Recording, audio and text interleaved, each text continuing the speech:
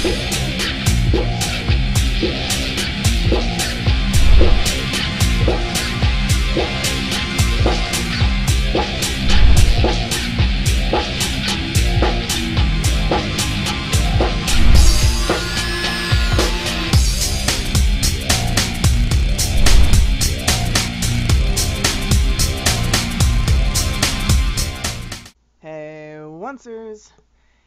Minx from Average Geek, and I just finished watching the Once Upon a Time Season 5 premiere.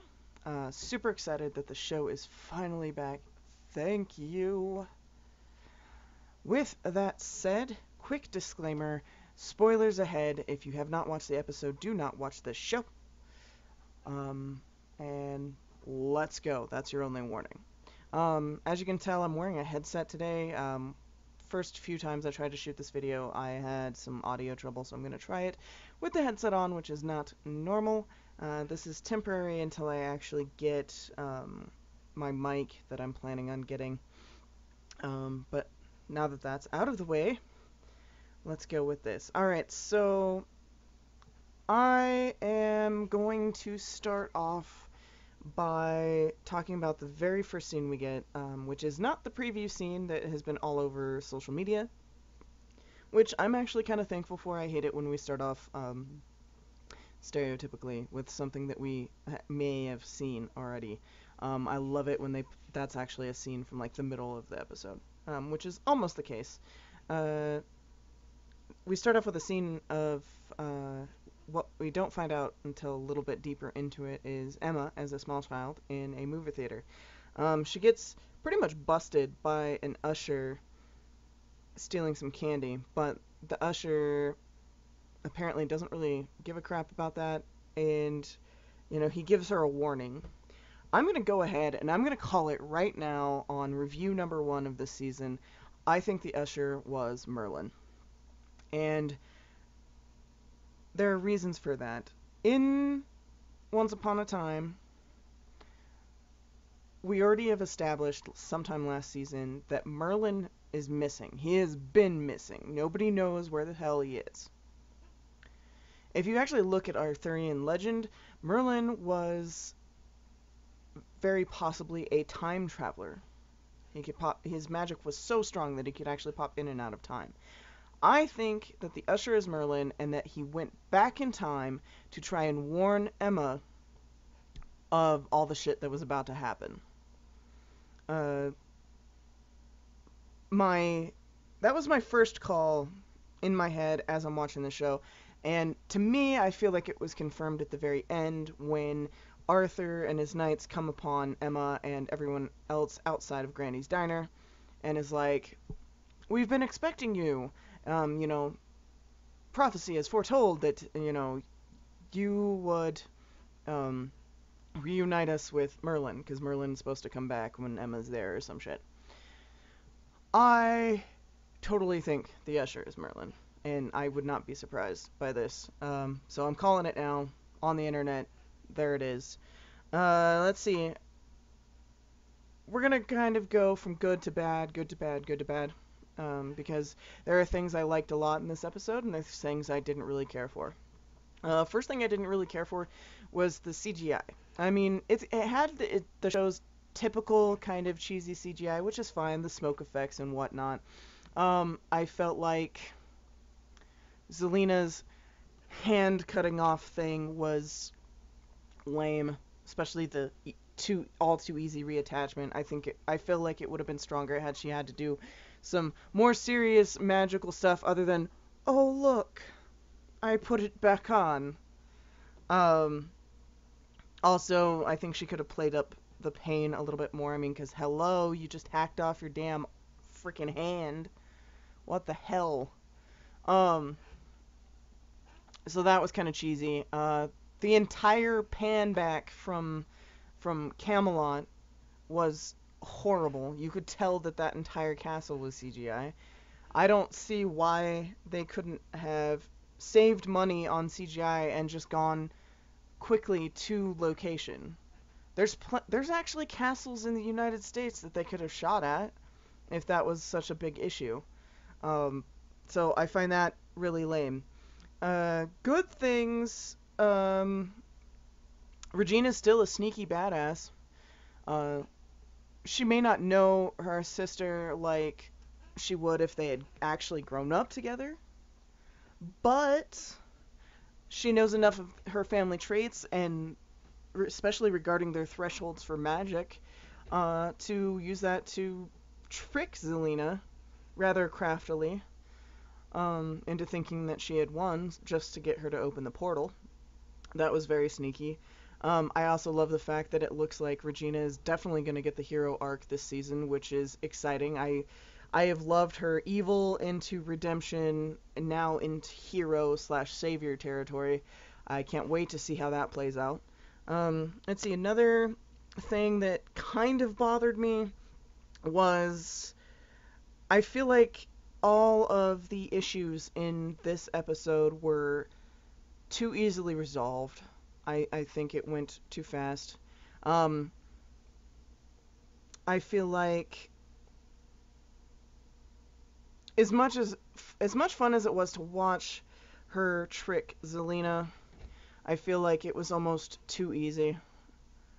It was too easy for her to trick Hook into letting her out. Uh, I know he's desperate to get to Emma, and I know love makes you blind, but I feel like it was too easy for him to get Henry on his side. I hoped Henry might be slightly more cautious than that, especially knowing that he himself is the author. It was too easy. The quickness with which they found Emma and came upon Emma, again, too easy, too quick. I feel like a lot of the things that got resolved, that issues that started and then thus got resolved in this episode, I feel like they could have stretched to episode 2. I think I would have felt better had it been like a 2-episode kind of mini story arc to get everything started. Because honestly, I feel like that would have made the cliffhanger all the more, butt clenching. As it is, the whole 6 weeks in, and then Emma's just like, "You're all gonna be punished."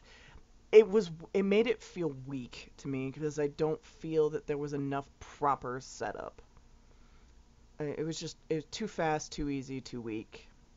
Good thing, I think it's freaking hilarious that when they ported to the Enchanted Forest, I think it's freaking hilarious that they took the entirety of Granny's Diner. I think it would be freaking hilarious. I hope Granny gets lots of tips while they're up in there. I think that was epic. I think that was one of the better parts of the show. I can't wait to see if that comes into play at all, or if that's just going to be, the tool in the first episode. Another crappy thing, or thing that I didn't really care for, was the introduction of the flower, of the rose. Again, CGI looked horrible on this thing. Like, seriously, it wouldn't take much to put a rose or one of those real-looking fake roses in a glass thing and then just add a slight CG glow as opposed to making an entire CG fucking rose. Stop it. It doesn't look good. Practical effects look better and cleaner and more realistic. You can do a practical effect with a slight CGI enhancement, and that's perfectly fine. I would accept that. I think that actually looks better. With that said, I'm kind of torn whether or not I actually like having the rose finally brought in. I mean, the original trinket between the two of them was, of course, the chipped teacup, which I thought was a good, throwback to the original animated movie. But the rose, let's face it, we all know that last petal's gonna fall. It's tied to Gold's life. That tells me Gold's gonna frickin' die, and that's gonna piss me off. Especially when he pretty much redeemed himself. All of the darkness is gone from his heart. The things you do for love, kind of a thing. And yeah, he was kind of a puke. He was, bent on power, blah, blah, blah. Which also brings up the point, I'm not sure how I feel about Headrumple, which is what I'm going to call him. I get that it keeps Robert Carlyle involved in, the show still, with Gold being in a coma, but still it's just, I don't know. I don't know. Yeah, I imagine that, yes, at some point they probably would have had to have brought in the rose at some point. It was too big of a part of Beauty and the Beast, but I don't know if I like this. You know that last petal's gonna fall, and it's gonna be all heartbreaking, and then Belle's gonna be crying again, and then who knows what. Are they gonna be able to save him somehow again, or is he just gonna die?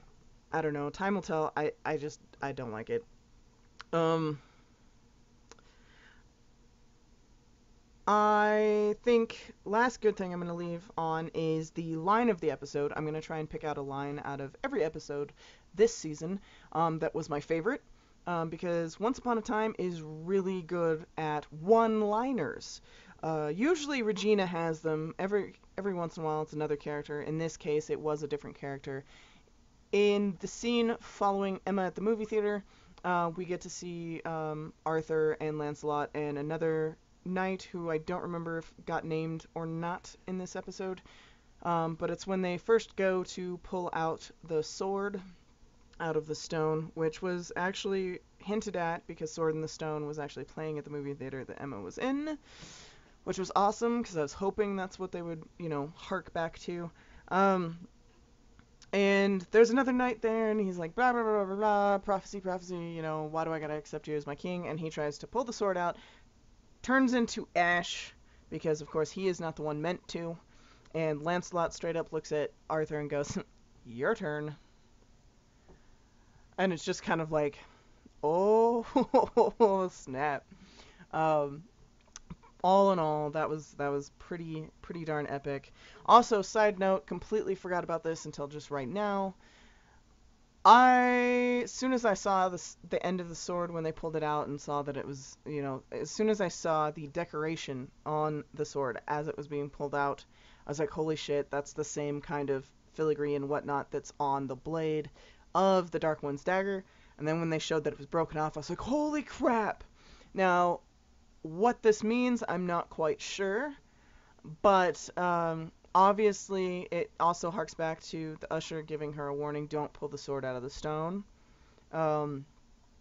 because obviously that's a part of Excalibur now, we know that, and Excalibur was always a mighty magical weapon of sorts, so I think we'll see what happens. I think that gives further fuel to my theory that the usher was Merlin and that he had traveled back in time. So overall, I would give the episode a B. It's probably higher than I really should give it. I think that's partially because I'm just that excited about it being back. I love the show so much, but I will be a lot more critical of it because of that, because I don't believe in being biased. But yeah, I'll give it a B. I still feel like a lot of stuff was too easy, too fast. I feel like they didn't spend enough time really developing a lot of the stuff. I know they were just trying to get set up so they could jump right in, but sometimes the slower setup is better, and I think you get more detail and more invested in it. I didn't feel invested, or as invested as I had hoped. Line of the episode was great. Seeing Granny's Diner was great. Seeing where the dagger originated from was frickin' awesome. Regina being awesome. CGI definitely knocked it way out of the A range. So yeah, I give it a B overall. We'll see what happens in the next episode. I'm excited to see more back and forth between Regina and Emma. Yeah. So I guess I'll see you guys next Sunday. Later, oncers.